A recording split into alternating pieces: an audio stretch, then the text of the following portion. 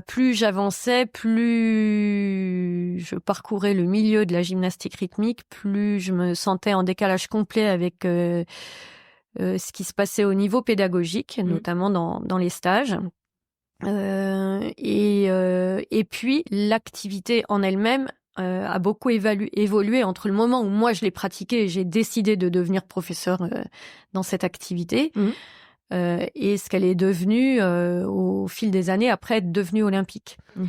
Et c'est une discipline qui était au départ, qui avait vraiment une orientation artistique et qui s'opposait vraiment à la gymnastique traditionnelle, aux agrès.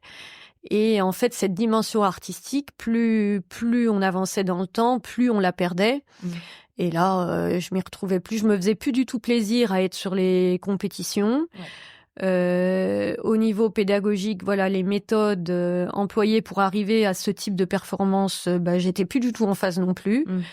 Et donc là, je me suis dit, il va falloir que je change d'environnement professionnel, parce que même si j'étais convaincue par les bienfaits de cette activité, au niveau du développement de l'enfant et au niveau du bien-être de la personne, quel que soit son âge, dans le contexte dans lequel j'œuvrais, je n'y croyais plus. Et oui.